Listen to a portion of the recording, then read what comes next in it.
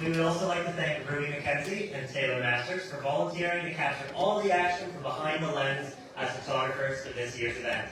At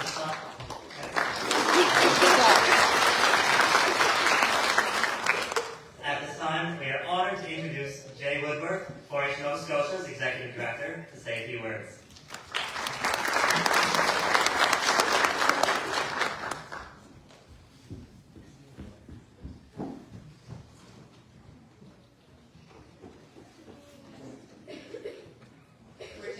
Running around, so don't mind me.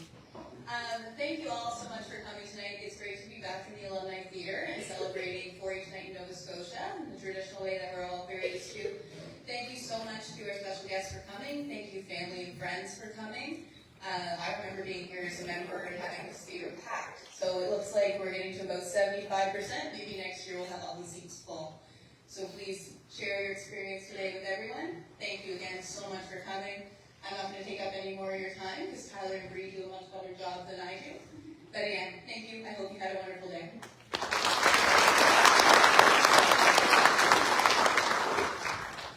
Thank you, Jay. We are all in for a treat tonight as we celebrate the talents of 4-H members from across the province. The participants in tonight's 4-H Night in Nova Scotia program have competed in 4 levels of competition, earning the opportunity to perform during this evening's event. We have a full schedule for this evening, and to help ensure that everything runs smoothly, we ask that all participants be backstage 3 events before their place in the program. When approaching the stage for your presentation, please come to the left of the stage, exit using the wooden door. A staff member will meet and direct you to the waiting area backstage. If you need assistance setting up, a staff member will be behind the curtain to help you. Once you are done presenting, we ask that you go to the top of the theater where you met with staff and we will escort you to the photo area. 4-H Nova Scotia holds an annual theme contest where 4-H members from across the province submit a theme for the coming 4-H year. The 4-H member who creates the best theme for Nova Scotia to use in the upcoming year wins the provincial theme. Take 4-H on tour in 2024 is Maria Versteeg.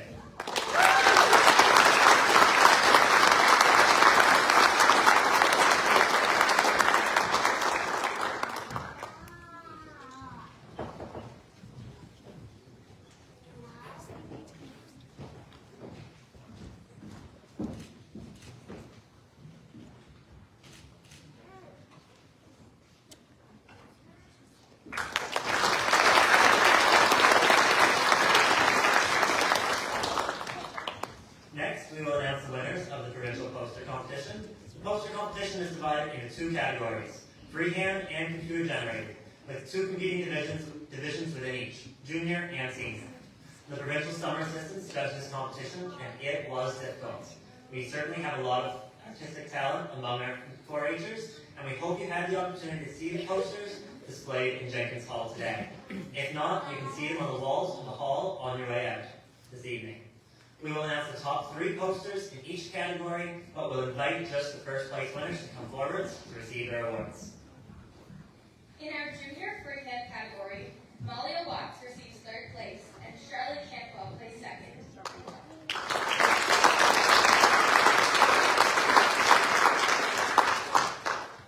Our first place winner in the junior freehand category is Jamie Overmars.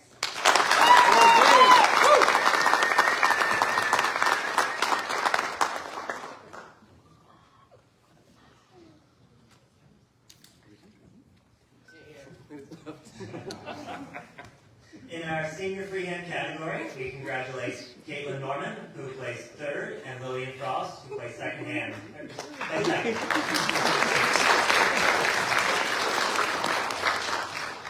And our first place senior freehand category winner is Sophie Hawes.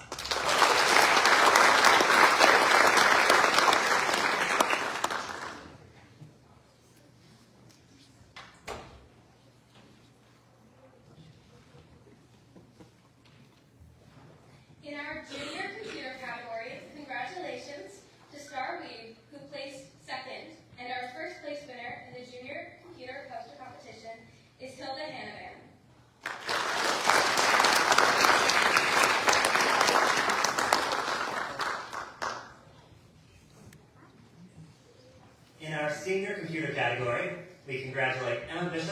placed third, and Olivia Brown, who placed second.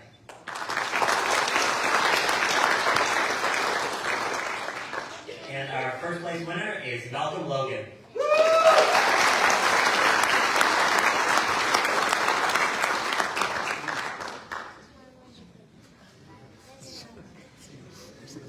If you had the opportunity to visit our trail shop today, you may have picked up a 4-H challenge. For those who didn't, the 4-H challenge is a 4-H trivia quiz of sorts. Members are encouraged to complete and hand back in hopes of receiving a prize. They are marked for correctness, and the 3 winners are selected from the quizzes with highest scores. This year's winners are Gretchen Archibald, Ben Shipanowski, and Bridget Murphy. Congratulations.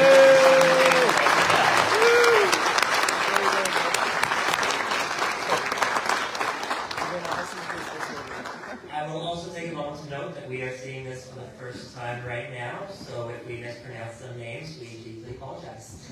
You did it. You actually did it. You did good.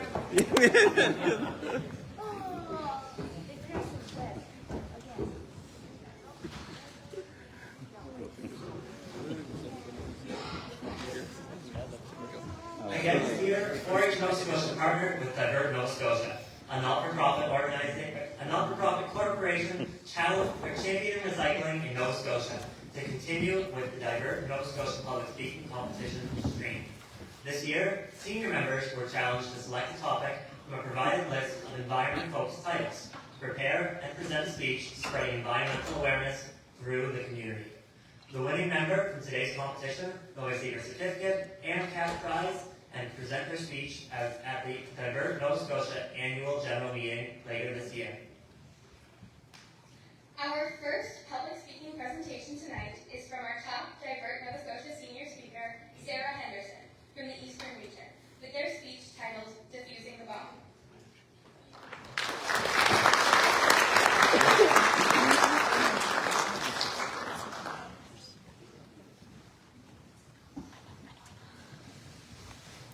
Oftentimes, the importance of garbage is overlooked. The further you research the topic, the more complex conflicts you'll find. Here, the most popular, climate change. When waste is improperly managed, it expedites the processes of our changing climate. It can be best related to a ticking time bomb of environmental degradation. So who set it off? Or maybe what set it off? All I know is that we are the only ones who can diffuse it and save our planet. Together we can dismantle the threat, diffuse the bomb, and forge a path towards a greener, cleaner future. And it's not just for us, it's for generations to come. The threat that garbage has over our environment is uncanny. Mismanaged waste clearly plays a significant role in exacerbating climate change. Every single day, mountains of garbage pile up in landfills, releasing a potent cocktail of greenhouse gases. Part of these greenhouse gases is methane. Methane is 28 times as powerful as carbon dioxide when it comes to trapping heat in our atmosphere. So in Canada, methane emissions from landfills account for about 23%. And although I hate to be the bearer of bad news, it does get worse. Poorly separated and sorted wastes increase landfill emissions. Organic waste like food scraps or yard trimmings don't break down the same way that solid waste does. If, by chance, which it is very likely, that organic waste end up in landfills, there will be a noticeable difference and increase of methane. It creates one big hotspot. But even though it is a hotspot, it still only accounts for 14.4 of all greenhouse gas emissions. There is still a lot unaccounted for. So these emissions extend much further beyond landfills. Think of the transportation, the production, and even the methods of disposal of a product. They're very energy intensive. There are endless examples like this of what contributes to our climate crisis, such as single-use plastics. It's very popular.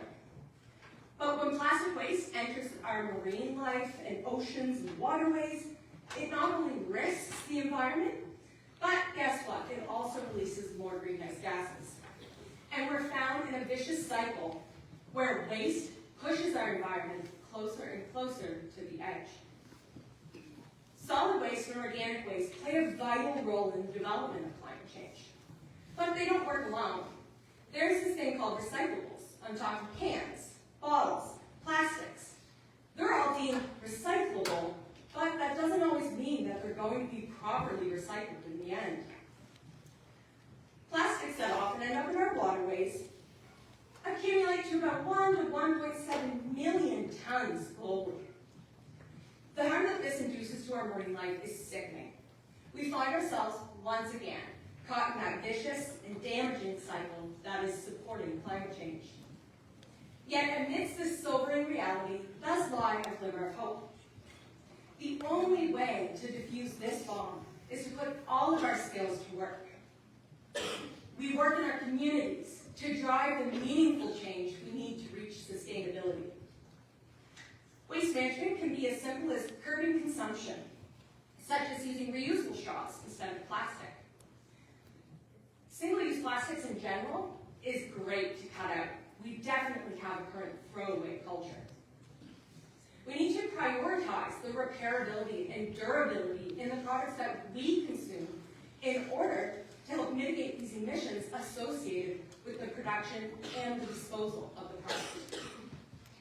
Waste management tactics often rely on a circular economy model, where consumption priorities are based on the reuse, reuse, and recover ideology. We simply do what we can to slow our changing climate. But sometimes we can't control things. We can only do what our personal situations allow us to. A great tactic that can be effective, gratifying, cheap, and easy is just what I'm doing here today. Inspiration and promotion. Waste reduction can inspire many people, even organizations or facilities. Whether it be changing packaging to something compostable or maybe more easily recyclable, all the way to implementing renewable energy systems on site to manage waste. My inspiration, of course, came from right here in a class called Waste and Environmental Management. Since then, it has been my personal goal to share the relationship between waste and our climate.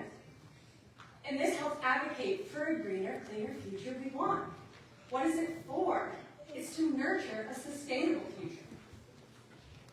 Global waste reduction is combated by collective empowerment. It's not just the work of one person. There are endless strategies, suggestions, and tactics to get involved. We as a population can drive positive change to turn waste from a burden to a resource. Let waste management become the pathway to learning how to diffuse this bomb. So the question before us isn't what garbage has to do with climate change. It's really what we're doing about it. There are 8 billion of us on this planet. Let us embrace waste reduction as a starting point to taking on climate change. By recognizing the interconnectedness of waste and our climate, we can develop solutions that not only mitigate environmental harm, but foster the resilience and sustainability for the future of our planet. We all have our very own toolkit. It's time we take it and use our knowledge to defuse this bomb before it's too late.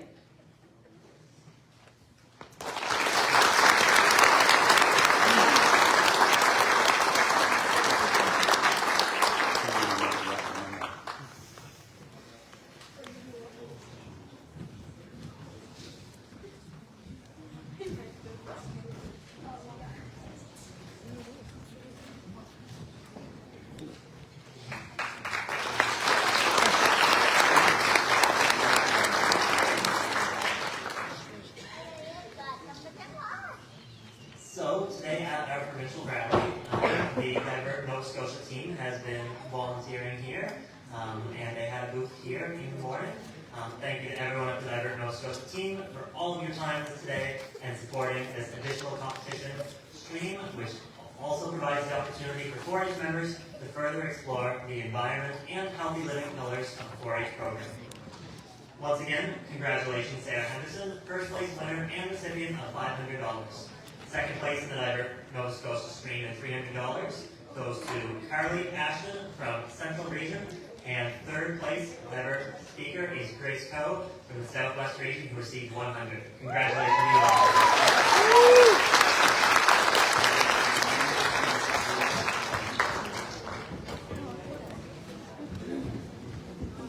So next, I would like to welcome our top junior speaker, Fraser Grandy from Central Region, to present their speech titled Superpowers.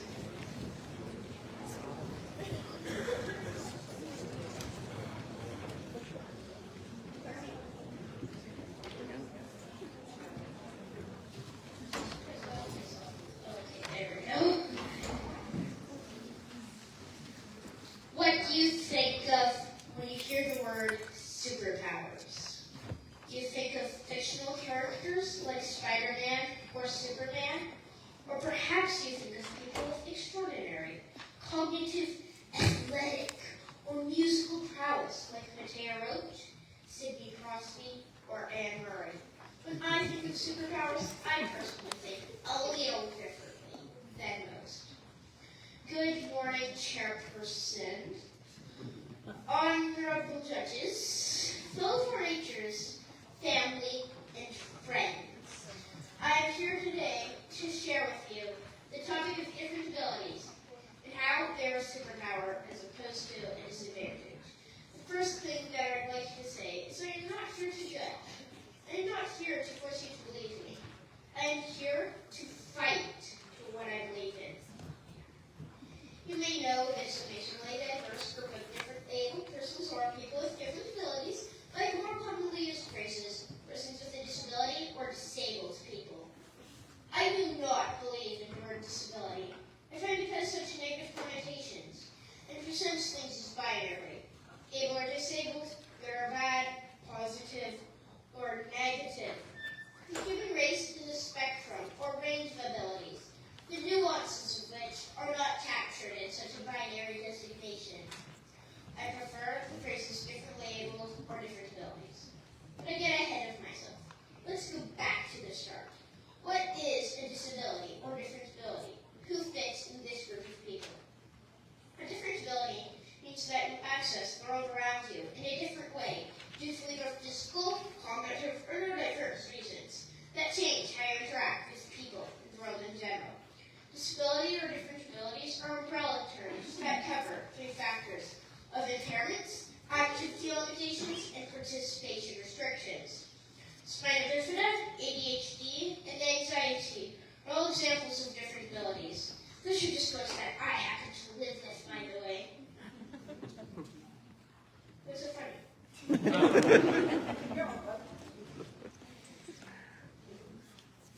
Different labels people make up 16% of the world's population, or 1 in 6 people worldwide. When we look at Canada, that number jumps to over 20%. And in Nova Scotia, that number jumps again to approximately 40%.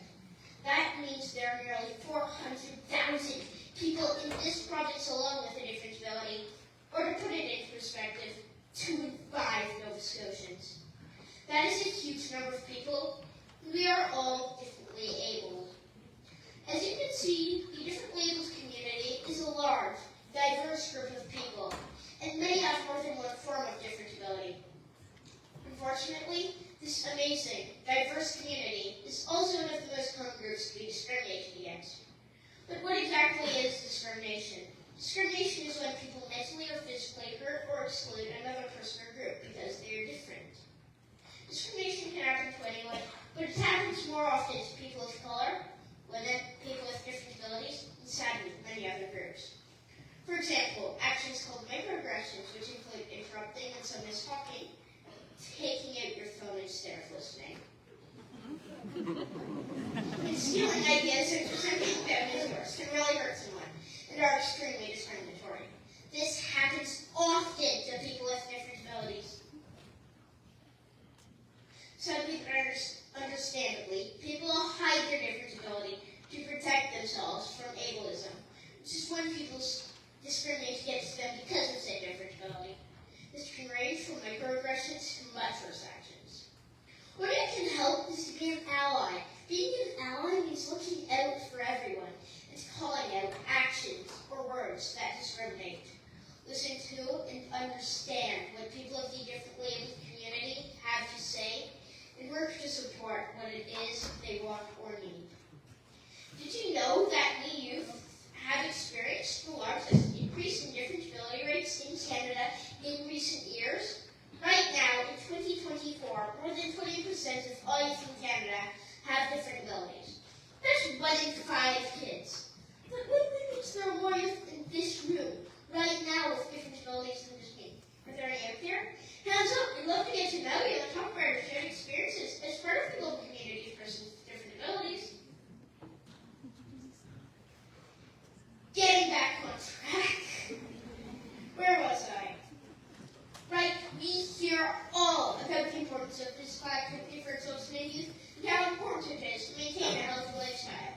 Yet many families where their children and youth living with different abilities don't participate in sports due to the cost of the equipment and scarcity of programs that are accepting of youth with different abilities. Why can an able-bodied person play hockey or basketball in any number of local leagues within minutes of their home, but a person with a different ability has to drive across town or across the province to access an opportunity to play? Often, there's only a single program in a sport for youth with different abilities, so while skill levels are included together, which doesn't always provide an appropriate level of challenge. There's often no progression, no opportunity for advancement. It's limited playtime, but it's your only opportunity to play if you have a different ability. Does the struggles we even find programs that provide youth with different abilities the appropriate level of challenge and persistence at a high performance level? How is this fair and inclusive? How is this right? Don't all youth deserve the chance to play sport with their neighbors, progress through various levels, and be part of the local sport community? Even at the highest levels of sport, the ableism is obvious. Look at the funding for high-performance athletes in Canada. Olympians have gotten paid per medal for decades, right? For Paralympians, though, Paris 2024 will be the first time that para-athletes who medal in their events will be financially awarded in a similar fashion to their Olympic counterparts. Of the world's population of 8 billion, more than 1.6 billion of us have a different ability. You would think that if each of us can convince 6 people to change their ways and be more inclusive, the world wouldn't have ableism anymore. But some people are extremely firm in their discriminatory ways. This is so sad. Sometimes it makes me want to cry or scream in frustration. Why does this have to be a problem? Why do people already experiencing a different ability have to deal with discrimination on top of everything else? This isn't fair. This isn't right. Why am I speaking about this? Why do I have to explain that discrimination and ableism are wrong? But I do this because it needs to be done. My different abilities help make public speaking my superpower. I do this to make a difference, to make the world a better, more fair, more accepting place for those of us with different abilities every day through my words and my actions. I do this to make a difference with you, the audience, both differently abled and physically abled, both youth and adults. I do this to make a difference for the youth with different abilities, especially those coming along through the 4-H program after me. I do this to be the change I want to see. Help me. Help be the change.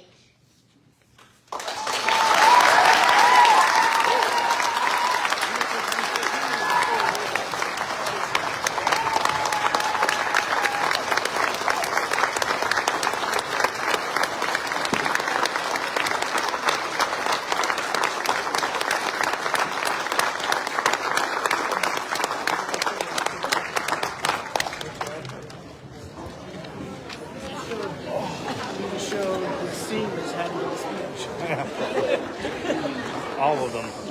Well, thank you to Fraser, and honorable mentions go to Elizabeth, to Isabel Bryson from Southwest Region and Maeve Beaton from Cape Breton Region, who received second and third place ribbons in our junior public speaking competition.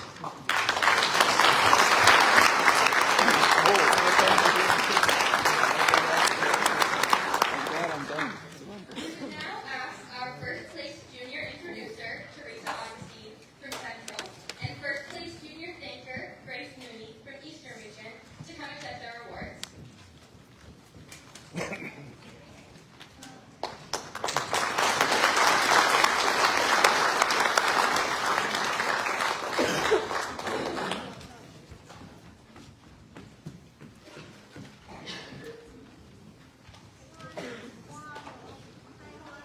Next is our top junior single demonstration titled Step It Up, presented by Maria Bryson from Southwest Region.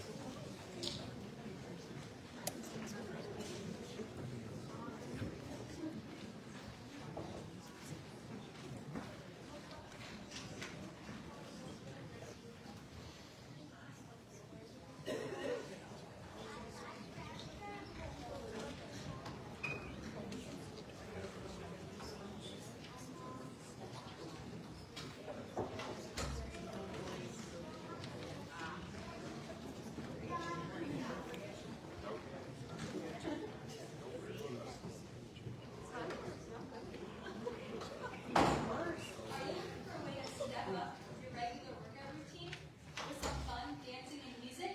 Well, step dancing might just be right for you. Good morning. Or good afternoon. Today I'm going to tell you what you need, demonstrate a reel, and teach you about the history of step dancing in Nova Scotia.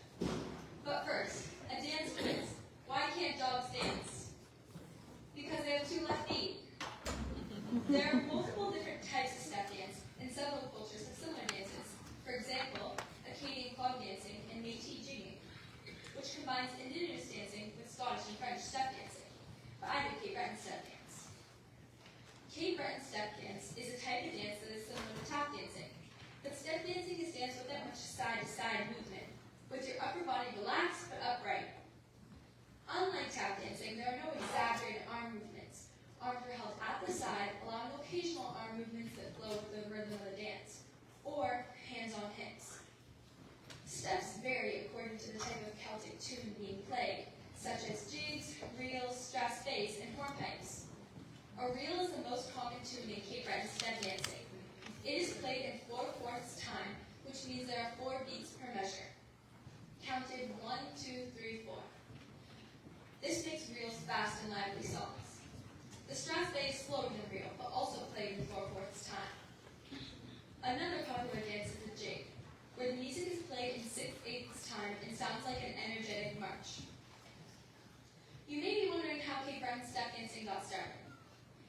Step dancing originally came over from Scotland in the 1700s and 1800s. In Scotland, step dancing began to die out by 1945, and it almost disappeared, but it remains preserved in Cape Breton culture.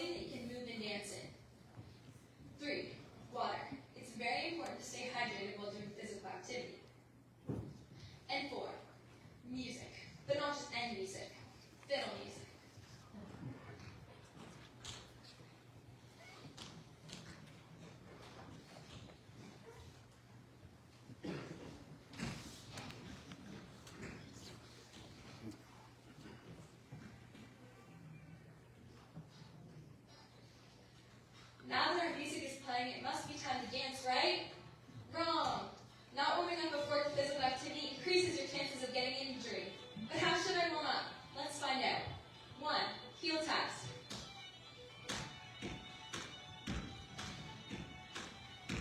Step 2. Toe taps.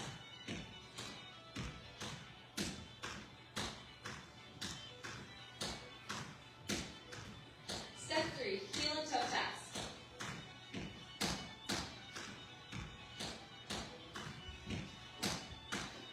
And now to the side.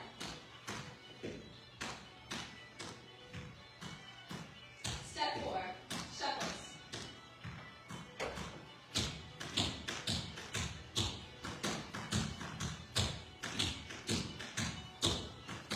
Step 5. Ankle stretch. And step 6. Hamstring stretch.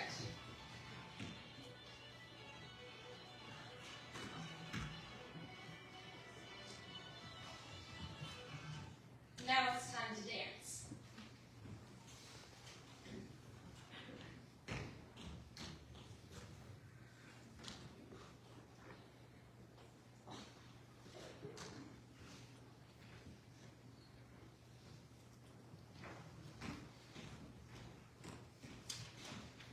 Step 1.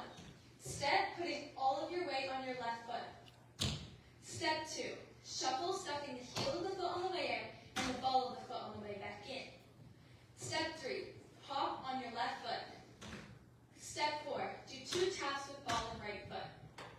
And step 5. Repeat on the other side. Step shuffle, hop, tap, tap. There are also plenty of other variations you can do. You can do front, back, which are the same as steps 1 to 3, just replacing the last 2 taps with 1 in the front and 1 in the back. Step shuffle, hop, front, back. You can also do tap twist, which are the same as steps 1 to 3, just replacing the last tap with a twist. Step shuffle, hop, tap, twist. You can also do tap shuffle, which is also the same steps 1 to 3, just replacing the final tap with a shuffle. Step shuffle, hop, tap, shuffle. And bam, now you've learned your first step dancing step. After learning some more steps and how to put them together, eventually you'll be able to make a whole routine.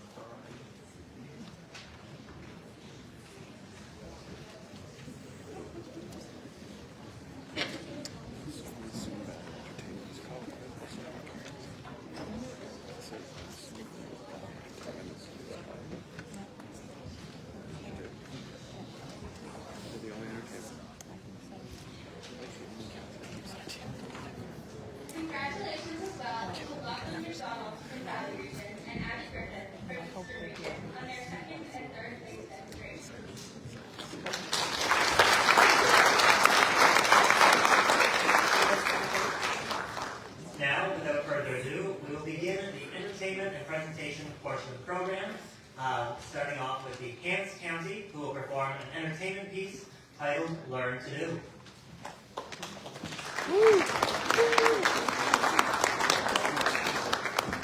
Now, it says right here on our script to fill this in with some of our own stories as they set up, and I think I've got just a story for this.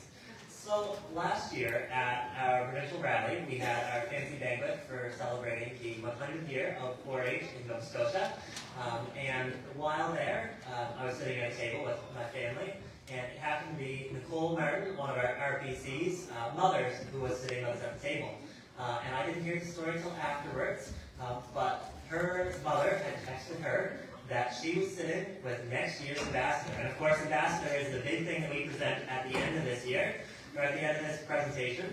So she was scared to death that I found out early about that. Anyways, it was a nice chuckle at the end. Are we ready? All right, I think they're ready to begin. Everyone enjoy.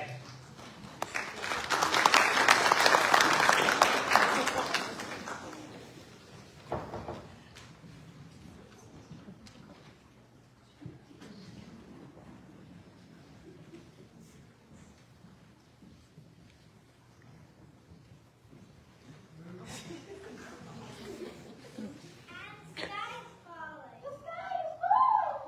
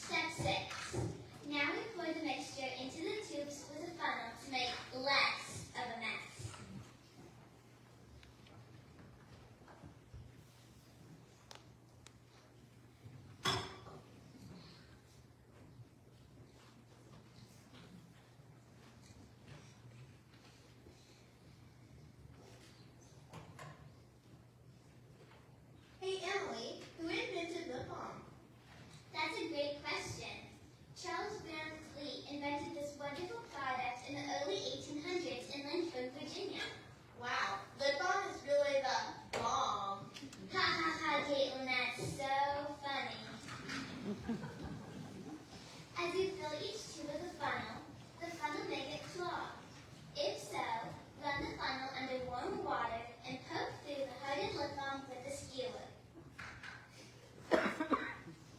Step 7. Now we will put them in the freezer.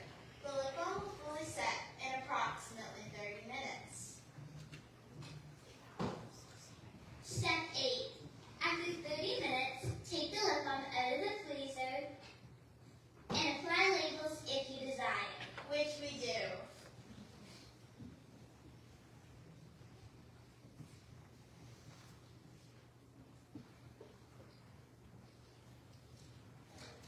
I was going to make a joke, but I didn't want to gloss over the details.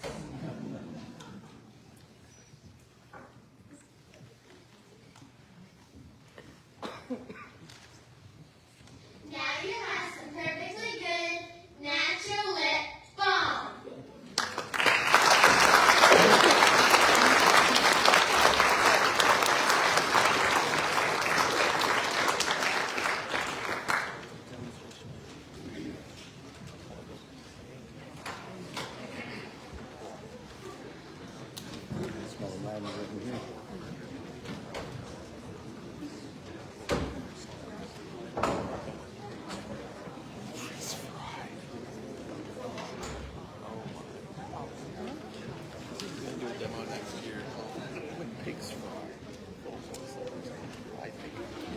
Amazing work, Emily and Caitlin.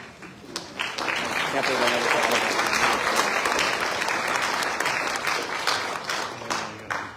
Great job as well to second and third place winners, Caitlin McIsaac and McKinley Skinner of Eastern Region, and Hillary McDonald and Ellie Siddons of Rochester.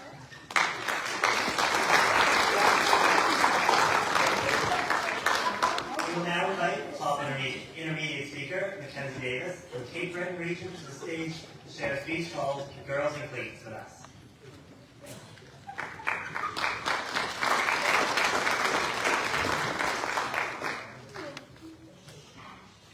Madam Chairperson, honorable judges, fellow 4-H members, family, and friends.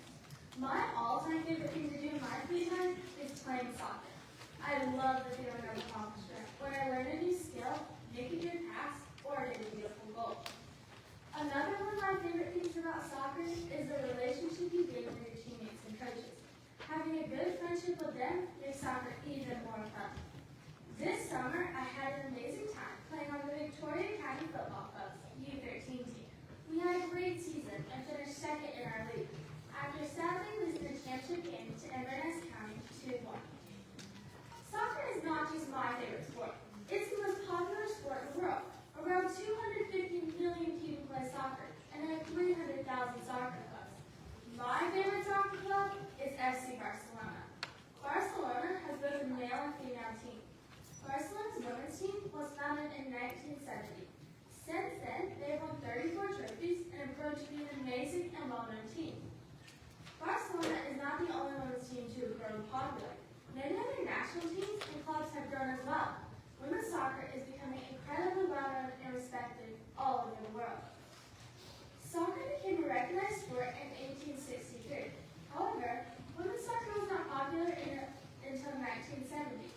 In 1970, women's soccer held their first broadcasted tournament called the Martini and Rossi Cup. The cup was held in Italy and about 30,000 people watched. Even though this tournament had a name, a lot of people called it the Women's World Cup. But the Federation International Football Association, also known as FIFA, who organized the World Cup, had nothing to do with it. After the success of the Cup in 1970, it was decided to hold the Cup again in 1971. This time it was held in Mexico and was watched by 110,000 people, which is over triple the amount of the previous year. The Cup was a tremendous success and an amazing demonstration of women's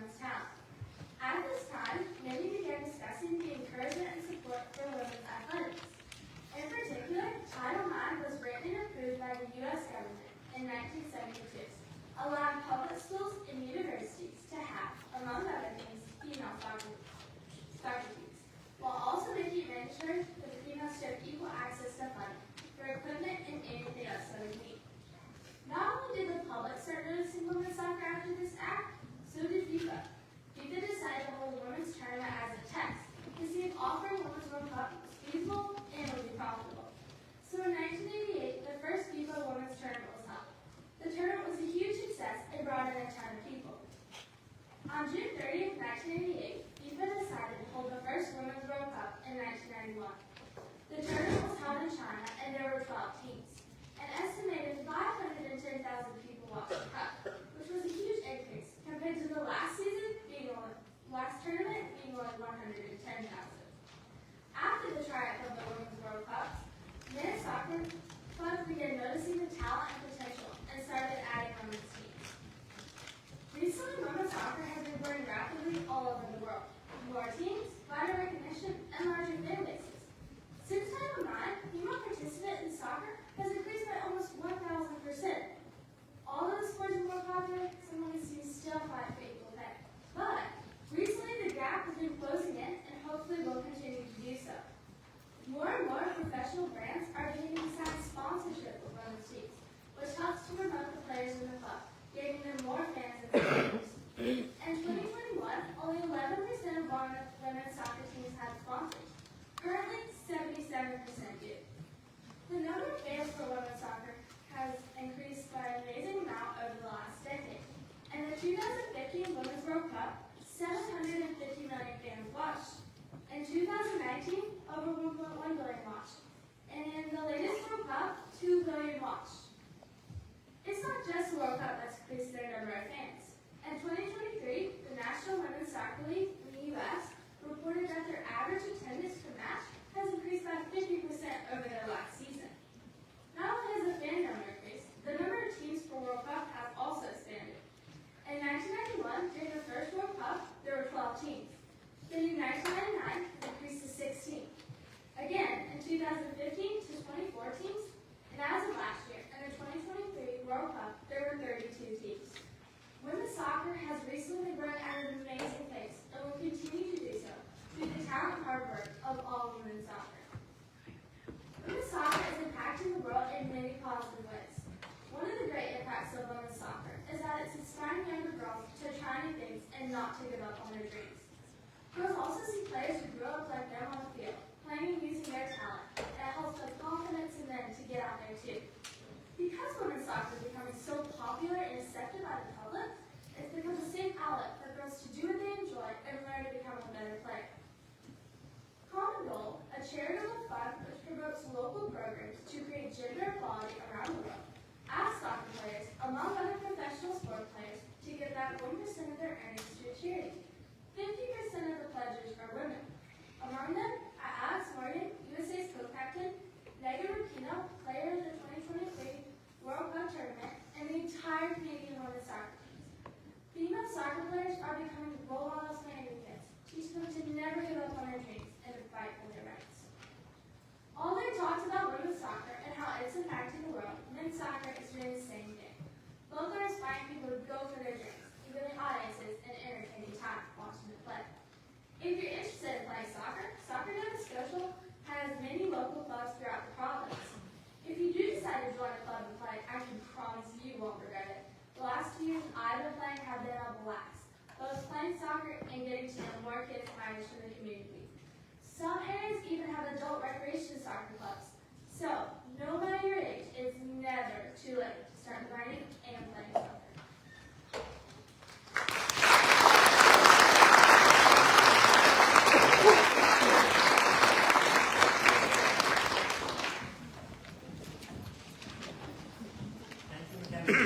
We also want to extend congratulations to our second and third place intermediate speakers, Henry Burton from Central Region and Keating Jackson from Valley Region. Good.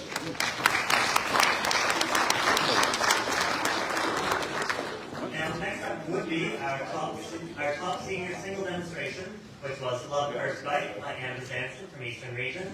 Unfortunately, Anna was unable to attend tonight, but we will make sure to present her with her award. A big round of applause for Anna.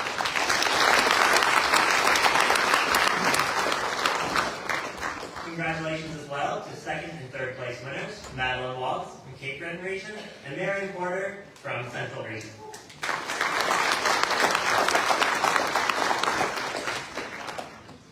Now, up next, we would be inviting our top senior speaker, Tyler McLean from Eastern Region, but I think we're all getting a little tired of it, so Tyler, okay, thank you. On behalf of the Women's Institutes of Nova Scotia,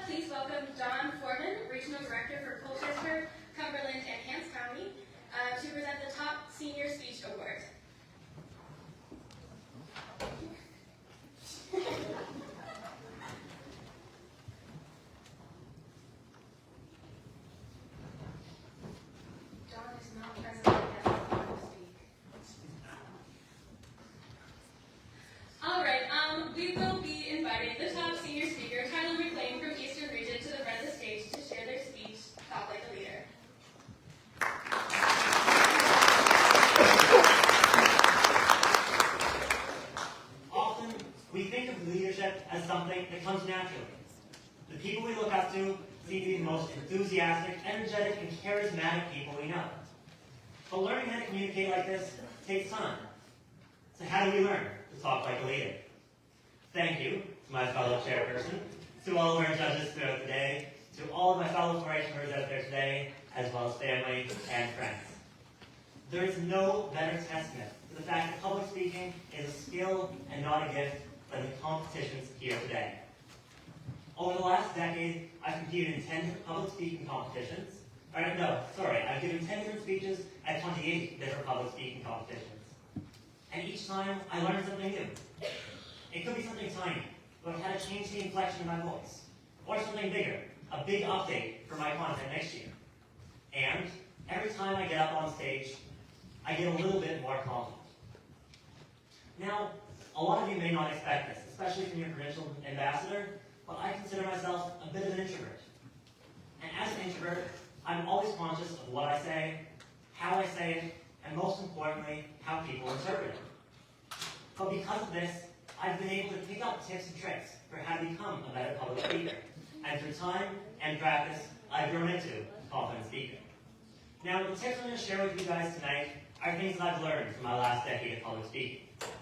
Well, some of them I've learned from trial and many, and I can't stress this enough, many errors.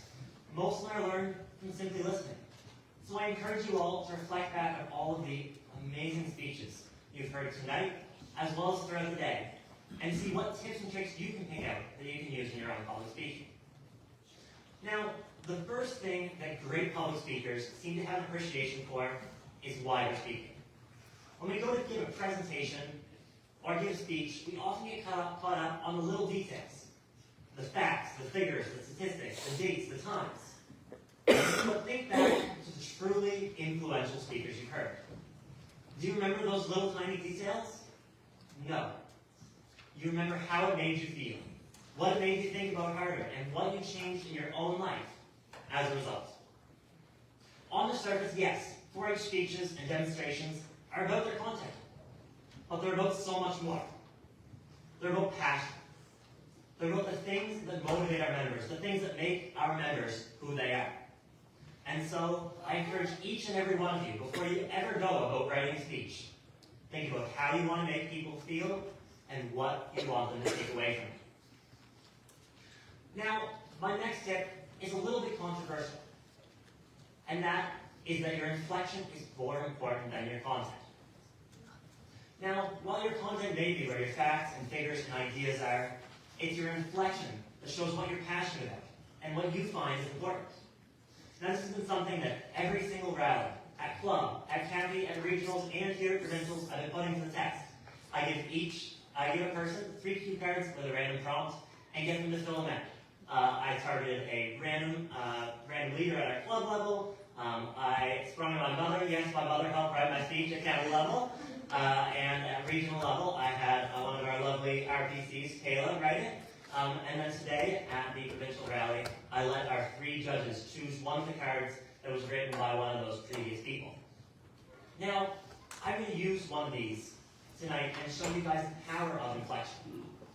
Now, often a question that we get asked is, how would you sell 4-H to someone?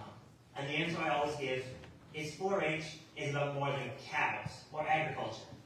It's about growing leaders. Now, watch how I change it up a little bit. First, I'm going to talk a little bit higher and a little bit faster. 4-H is about more than cows and agriculture. It's about growing leaders. Notice how it sounded a little bit more excited?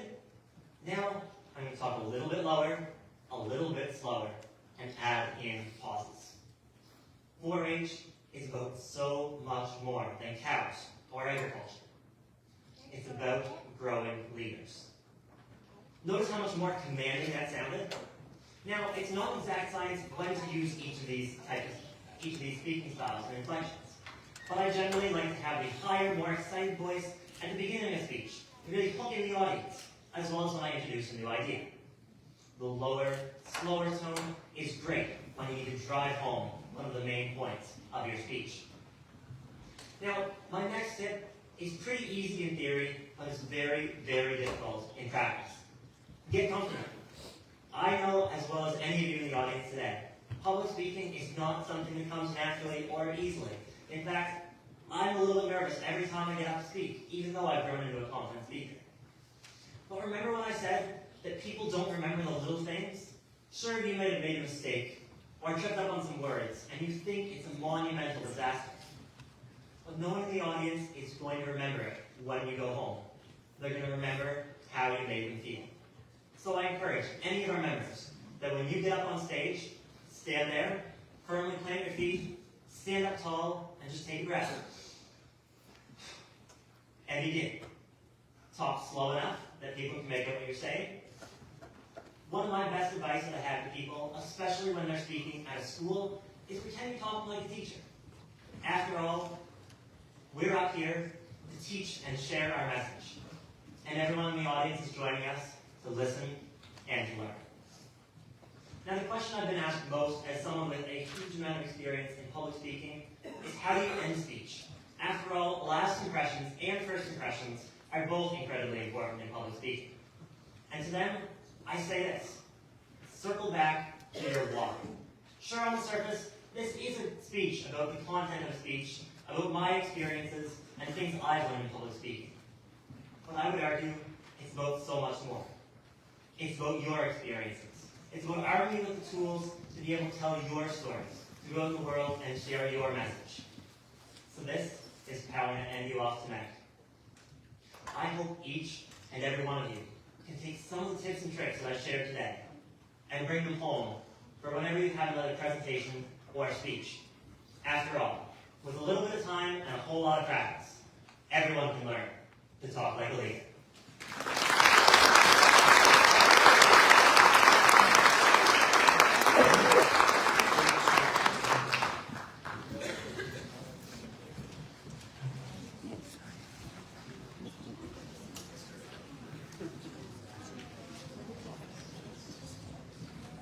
A special thank you to the Women's Institute of Nova Scotia for their generous prize donation to the top senior speaker.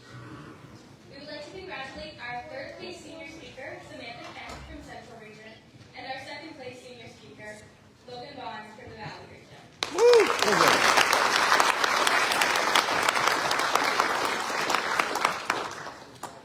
Our top senior double demonstration will now be presented by Kate Grant and Isabella Griffin from the Valley Region. Entitled, A Life Without Noodles is Impassable.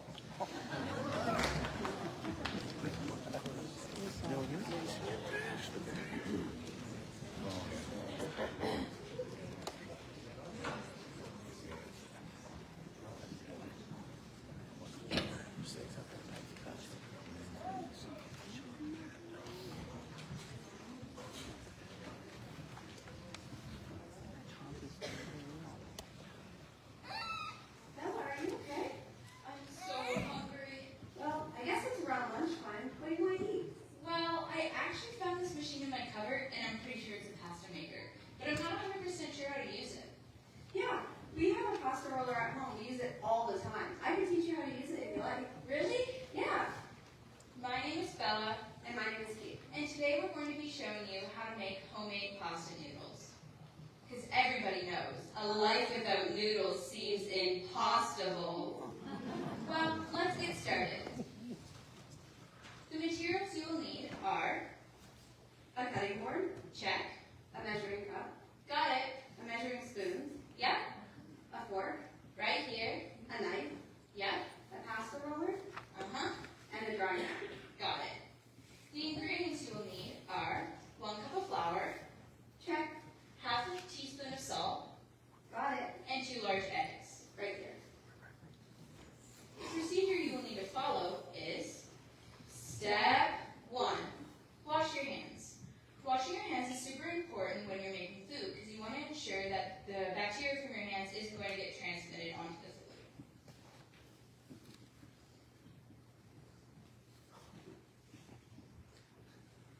Step 2. Combine your flour and your salt. Hey Kate, Yeah, Bella?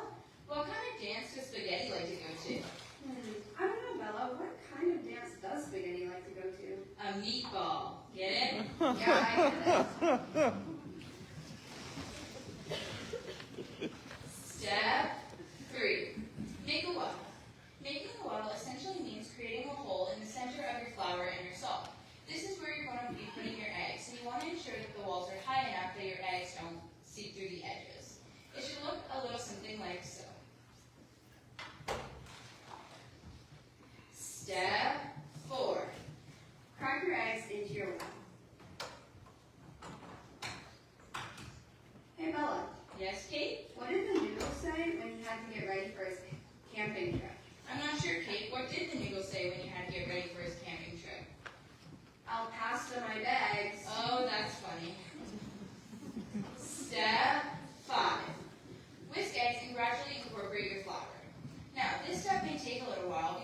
to make sure you're first whisking your eggs and then incorporating the flour from the edges of your well.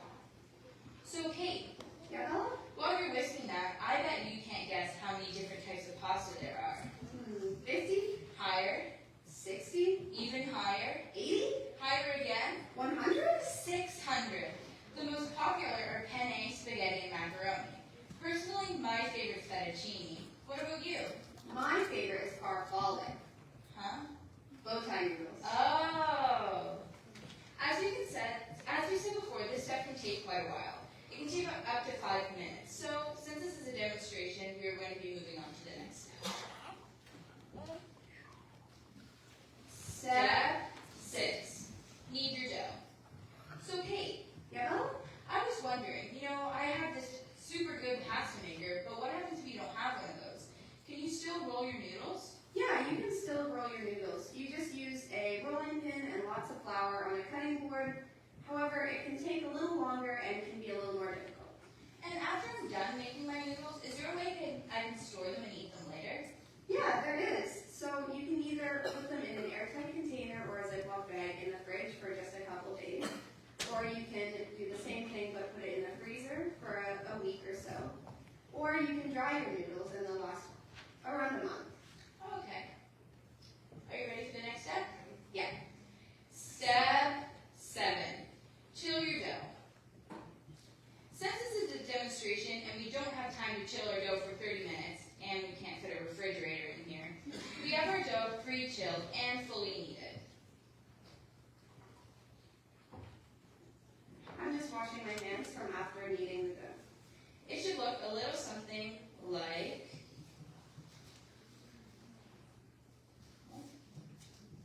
this. Now, if you're chilling your dough, Kate, how do you want to go about that so it doesn't get stuck in the saran wrap like you did for us? Well, you can wrap it in saran wrap like we did, or you can put it in an airtight container.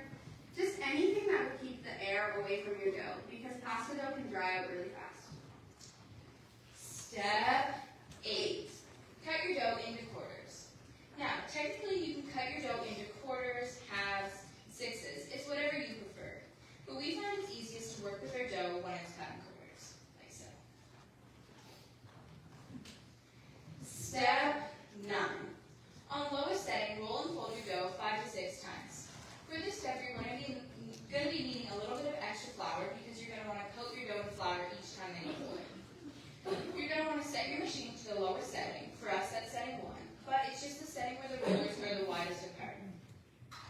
You want to take your dough and make it into roughly a rectangular shape. You want to make sure it's flat enough that it'll fit through your machine. Then you're going to want to simply roll it through your machine. Now, Kate, is there a reason why we have to roll and fold our dough each time? Yeah, there is. There's 2 reasons. One of the reasons is to improve the texture of your dough, and the other reason is so that it catches any rips or tears that happen in your dough while you're rolling. And you want to make sure that each time you roll your dough through, you're covering it thoroughly with flour because if not, it can get stuck in the machine. And from experience, we can tell you it's very hard to get out. You're just going to want to repeat 4 to 5 or 5 to 6 times, or until you reach the desired length and thickness that you like.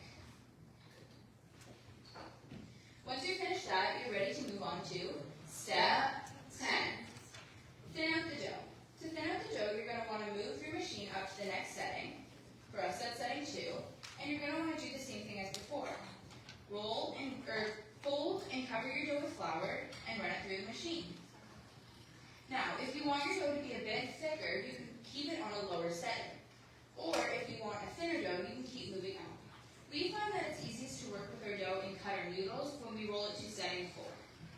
You want to make sure you do this slowly, or like I said before, you can get rips in your dough, and then that's not fun.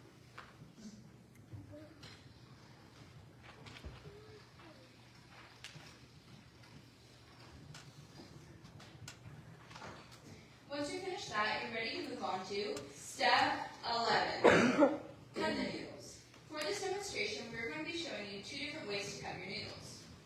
Luckily, our machine comes with an attachment that you can attach onto the front of the machine, and it will cut you 2 different shapes of noodles. We are going to be showing you first how to cut the fettuccine noodle with our our machine, and secondly, how to hand cut your bow tie noodles. So to cut your fettuccine noodles, you're going to want to attach the attachment and simply roll it through as you've done so many times before. This is going to cut your noodles, the machine is going to cut your noodles for you. Like so. To do the bow tie noodles, you're going to want to cut your dough into a rectangle. You want to make sure the rectangle is longer rather than shorter because it makes the bow tie noodle better. Then you're going to simply want to fold in the middle, pinch it, and you can add a little bit of extra water if you want it to stick better, but that step isn't necessary. Once you're done that, you're ready to move on to step 12. Place on your drying rack and dry for 1 hour. As we said before, you can use anything to dry your noodles. You can use a drying rack like we do, or you can simply put a spoon between 2 higher pots and dry them that way, or even on a cooling sheet. Once they've dried for 1 hour, you're ready to move on to step 13. Cook and enjoy. That concludes our demonstration.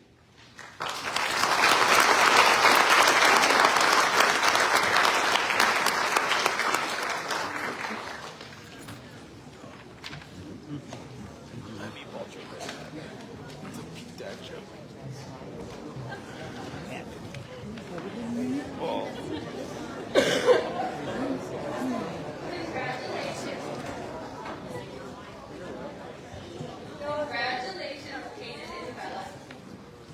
Honorable mentions also to Sophie Cashin and Cassie McIsaac-Howard from Central, who placed second, and Claire and Sarah Hodgson from Eastern Region, who placed in third.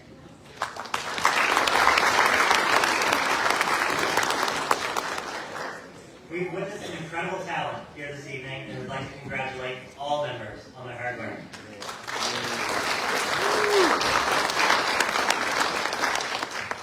Yes, great work, everybody. 4-H Nova Scotia recognizes that post-secondary education is an important goal for many 4-H members.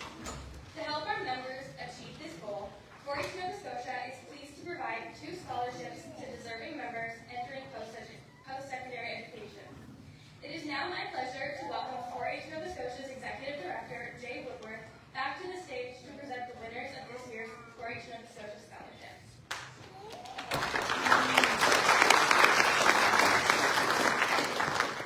Thank you, Brittany Tyler. You've done a tremendous job tonight, as per usual. What a great evening we've had so far. Thank you for sticking with us. This year, we are so thrilled to award the 4-H Nova Scotia scholarships to Quinn McDonald of Eastern Region,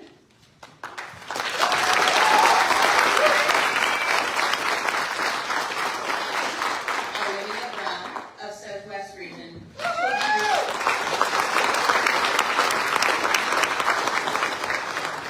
each will be receiving $1,000 towards their post-secondary education. Congratulations.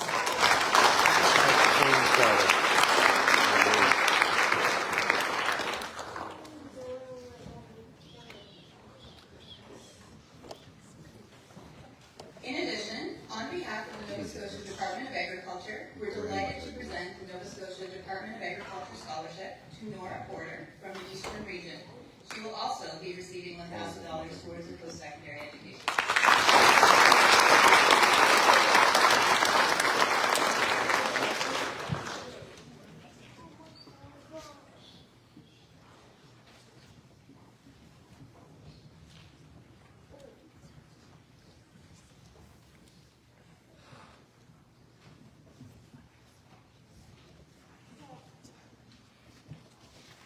Thank you, Jay. We are pleased to present the annual George McNeil Memorial Scholarship. This year, 2 scholarships will be presented. One to a student returning to any recognized post-secondary program, and one to a student entering a post-secondary education program. George McNeil was a longtime friend of 4-H and a passionate believer in the value of the 4-H program to rural youth and adult volunteers.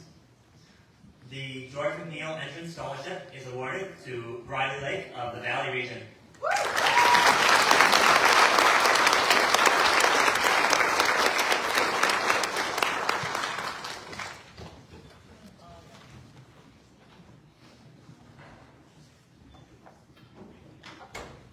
And the George McNeil returning student scholarship is awarded to Brianna Partridge, also a Valley Region.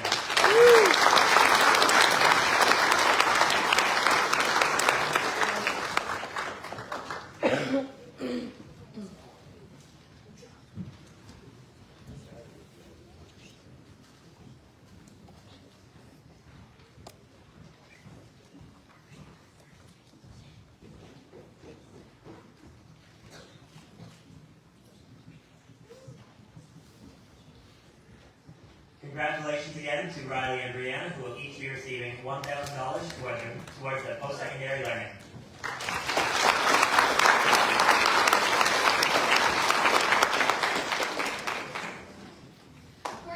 Scotia offers 4 National 4-H Travel Awards to registered 4-H members each year.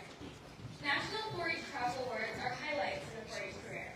These trips provide exciting opportunities for members and leaders to learn about different aspects of 4-H while meeting new friends and learning valuable skills. In turn, our members take on the role of ambassadors for our province while promoting the 4-H program. We are extremely grateful for the generous support of our partners, sponsors, and donors, which allows 4-H Nova Scotia to fully fund these travel awards and scholarships. With the following members and leaders who are present here tonight, please make their way to the left side of the stage. All members attending the 4-H Canada Citizenship Congress, the National 4-H Dairy Conference, and the 4-H Canada Members Forum, members who attended the 2023 4-H Nova Scotia Kevin Grant Tour, and all leaders who attended the 4-H Canada Leadership Summit in Vancouver, BC last month.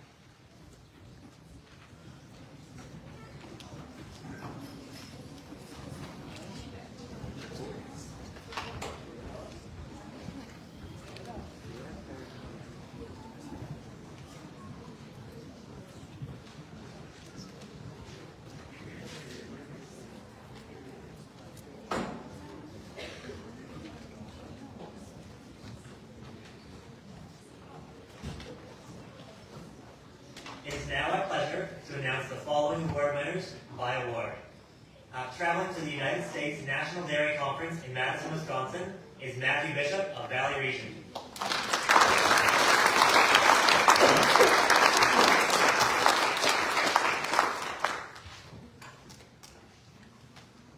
Representing 4-H Nova Scotia at this year's 4-H Canada Citizenship Congress in Ottawa, Ontario at the end of this month are Gretchen Archibald from the Valley Region, Lydia Cox from Cape Breton Region, Hannah Dickey from Central Region, Leah Newcomb from Valley Region, Alexander Grant from Central Region, Isabel Shears from Central Region, and Jay Doucette from Southwest Region.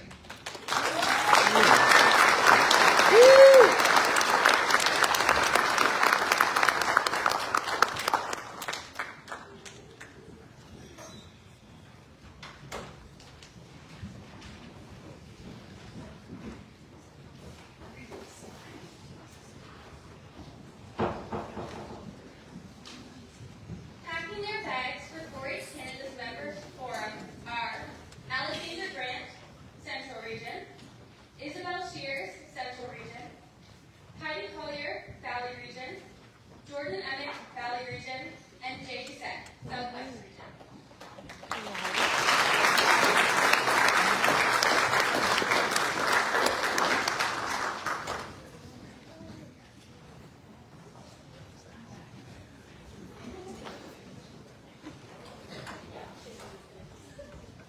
And last summer, the following members applied, were selected, and attended the 4-H Nova Scotia Kevin Grant Tour, exploring all that Central Region has to offer. Please welcome Naomi Taylor, Central Region, Olivia Brown, Southwest Region, Katie Sponigal, Eastern Region, Sophie Cashin, Central Region, Faith Arsenal, Central Region, Bridget Matthews, Central Region, Sophie Hall, Valley Region, and Alexis Buchanan, Eastern Region.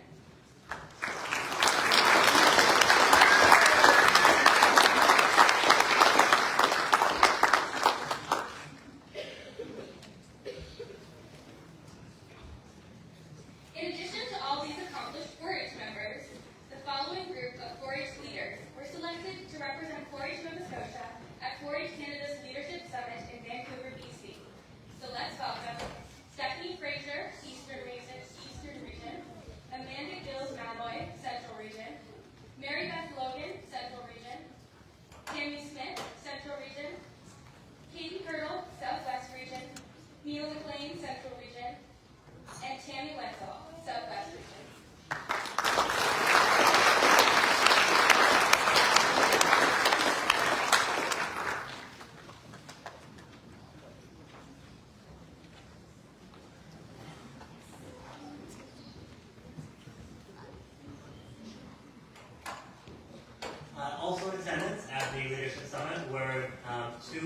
4-H Canada Provincial Leaders of the Year, Mark and Elle Sturminger from the Eastern Region.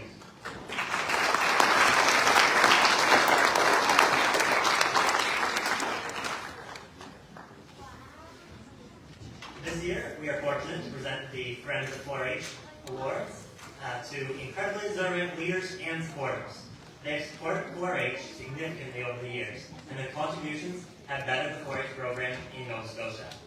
Our leaders truly are the backbone of the 4-H program, and the success of the 4-H clubs depends on their ongoing dedication and enthusiasm. The 4-H leaders put in countless hours to ensure members get the best experience possible. They often go above and beyond while fostering an environment that encourages continued positive youth development beyond their homes. We ask that you please come forward to accept your certificate and award when we read your name. Francis and Sandra Herbert.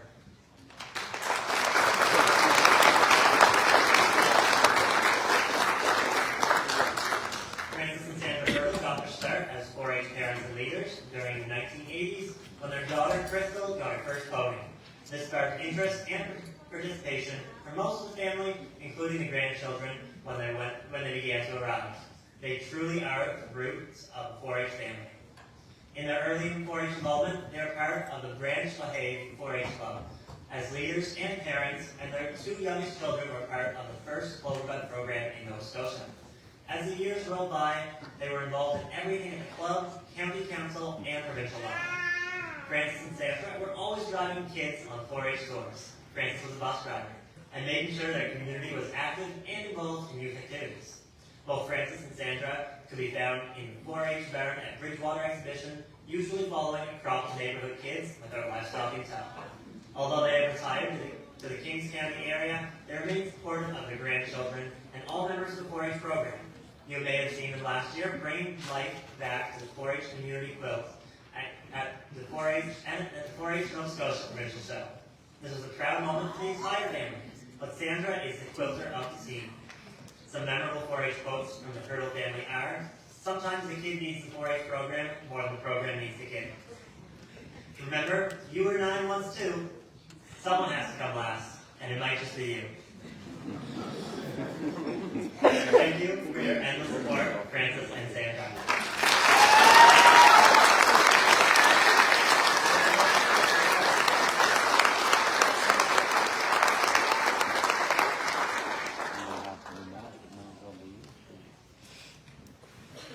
Next up is Brian Ewell. As a 4-H alumni himself, Brian has continued to support the 4-H program in Nova Scotia for the past 30 years as the owner of Coca-Cola Holsteins.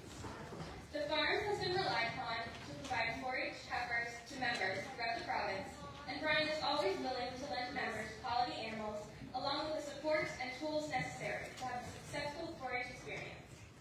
Countless dairy members owe their interest and skill development to the mentorship provided by Brian, while working together with animals at the farm, shows, and sales. He is keen to share his knowledge on how to breed, raise, and prepare an animal for the showroom, and is responsible for fostering that knowledge in many members who have gone on to be official Holstein Canada judges, 4-H Nova Scotia leaders, and work in the industry as producers, farm workers, or in support roles. As an official Holstein Canada judge,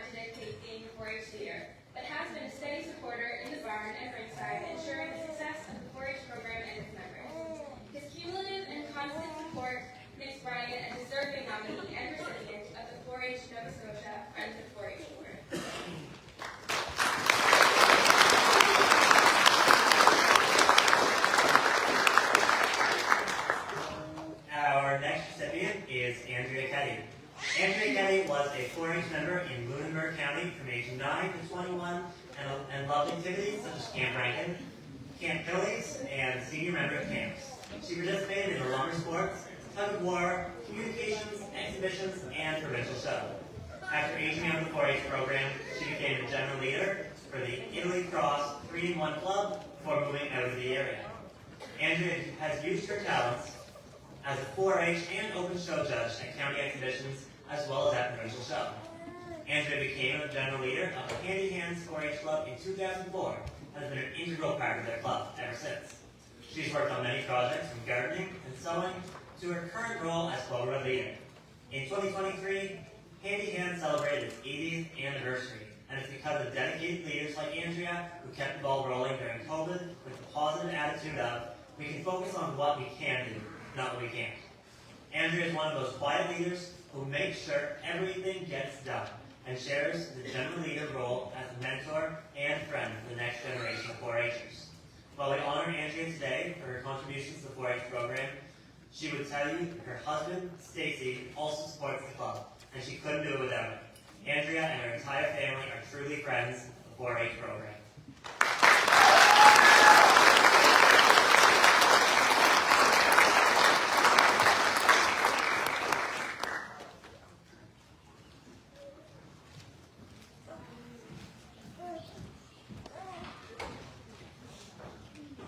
We have Brian Sharp.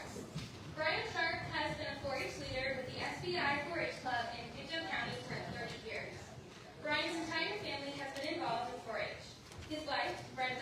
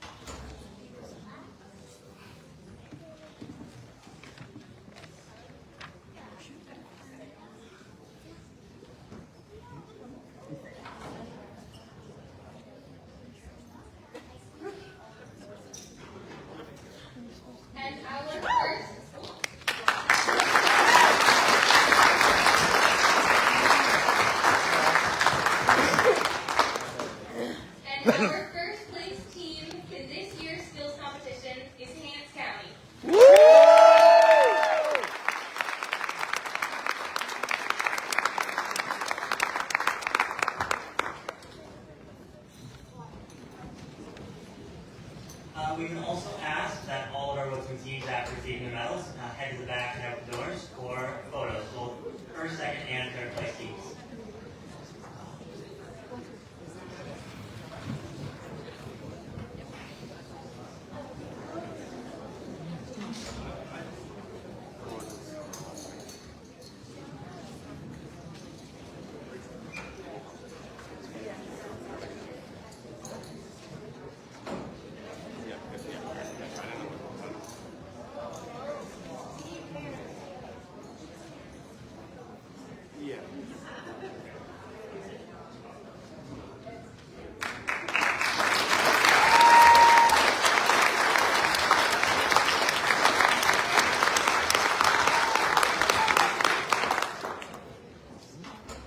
In the lumber sports category, the top 3 lumber sports teams will be announced, starting with the third place team. Once again, we ask teams to come forward to accept their medals. Our third place lumber sports team is Antigonish County.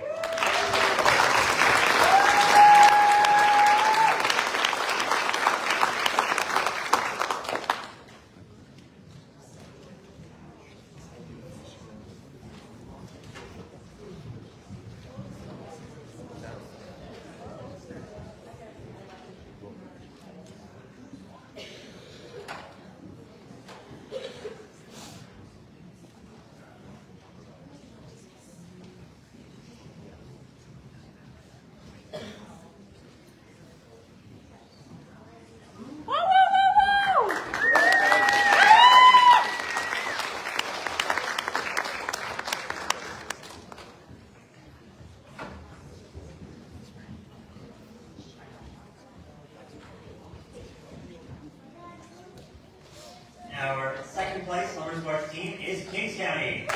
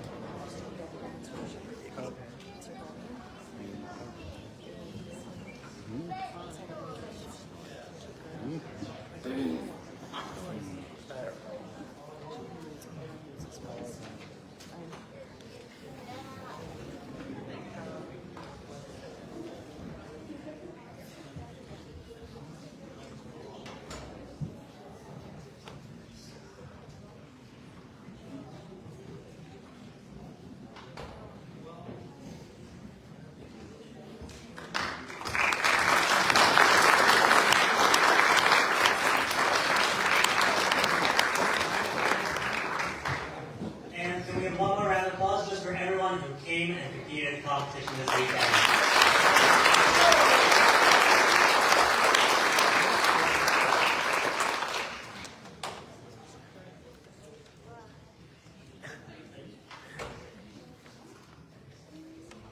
There's just 3. Sorry, and our first place lumber sports team is Hans County.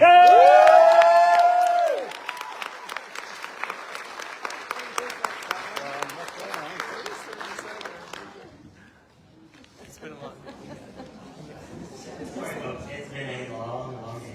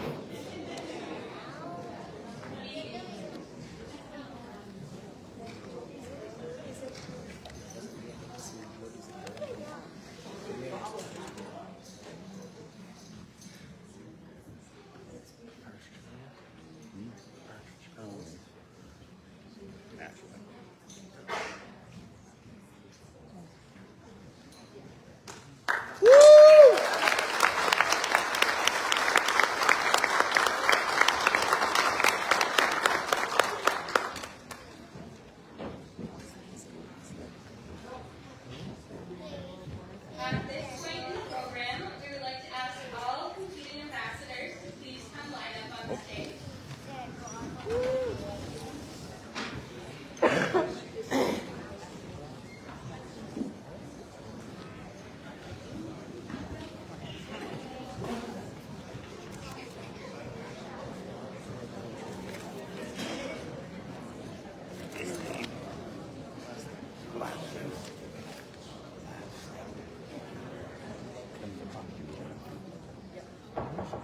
These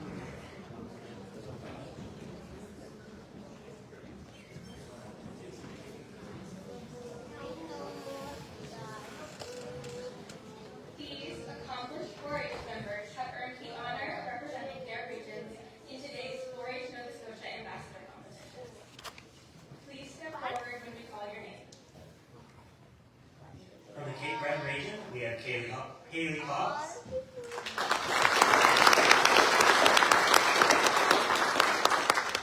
From the Eastern region, Alexis Buchanan and Bridget Murphy.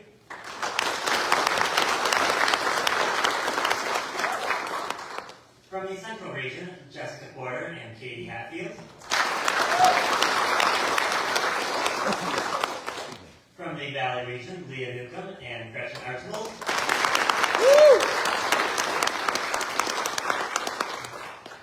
From the Southwest region, Riley Hiltz and Grace Coe.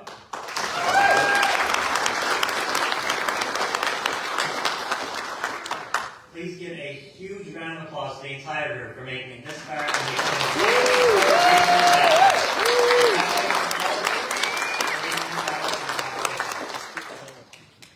Two successful 4-H members from this group will be presented with the Anthony Van Armstrong Memorial Award. Anthony Van Armstrong was a great friend to 4-H, and his family has created this award in his honor. Please welcome 4-H Nova Scotia Board President Neil McLean to the stage to present this award.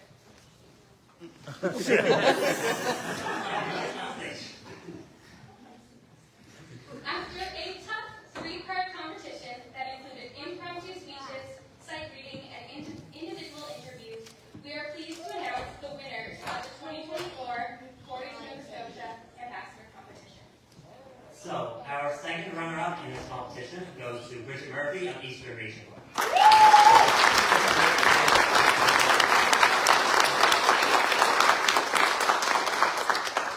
Our first runner-up is Jessica Porter of Central Region.